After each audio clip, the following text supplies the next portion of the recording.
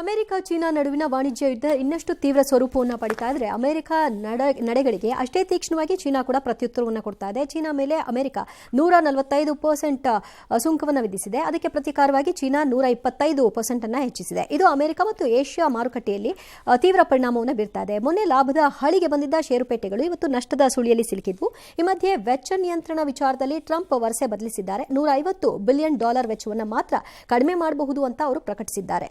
ಅಂದಹಾಗೆ ವಿಶೇಷ ಸರ್ಕಾರಿ ಉದ್ಯೋಗಿ ಮಸ್ಕ್ ಅಧಿಕಾರಾವಧಿ ಮುಂದಿನ ತಿಂಗಳು ಮುಗಿಯುತ್ತೆ. ಈ ಹಂತದಲ್ಲಿ ಮಸ್ಕ್ ಕಂಪನಿಗಳು ಸರ್ಕಾರದಿಂದ ದೊಡ್ಡ ದೊಡ್ಡ ಗುತ್ತಿಗೆಗಳನ್ನು ಪಡೆದಿದೆ ಅನ್ನೋ ಆರೋಪ ಕೂಡ ಇದೆ. ಚೀನಾ ಹೊರತುಪಡಿಸಿ ಉಳಿದ ದೇಶಗಳಿಗೆ ರಿಲೀಫ್ ಕೊಟ್ಟಿದ್ದಾರೆ. ಅದೇ 90 ದಿನ ತಡೆದಿದ್ದಾರೆ. ಅದು ಭಾರತ ಆ ಟೈಮ್ ಒಳಗಡೆ ಒಂದು ಒಪ್ಪಂದ ಮಾಡ್ಕೊಂಬಿಡ್ಬೋದು ಅಂತ ಕೆಲವರು ಲೆಕ್ಕಾಚಾರ.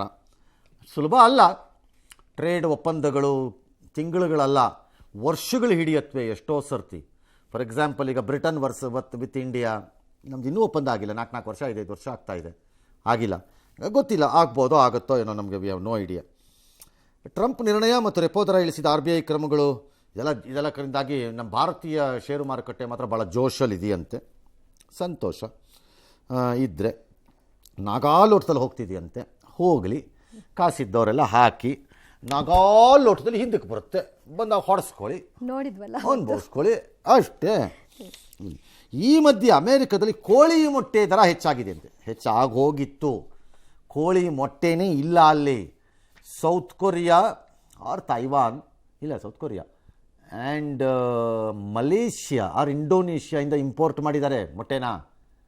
ಅಲ್ಲಿ ಡಜನ್ ಮೊಟ್ಟೆಗೆ $536 ಆಗಿದೆಯಂತೆ ಈಗ ಅಲ್ಲಿ. ಹಾಂ, ನಮ್ಮಲ್ಲೂ ಕೇಳಿದ್ರೆ ಎಷ್ಟು $80 ಇದೆ ಅಂತನೋ, ಡಜನ್ಗೆ $76 ಇದೆ ಸಾರ್ ಅಂತನೋ ಯಾರೋ ಹೇಳಿದ್ರು. ಕೇಳ್ಕೊಂಡು ನಮ್ಮಲ್ಲಿ ಎಷ್ಟರಪ್ಪ ಮೊಟ್ಟೆ ರೇಟು ಒಂದೇ, ಹಿಂಗೆ ಸಾರ್ ಅಂತಂದರು. ಆಯಿತು.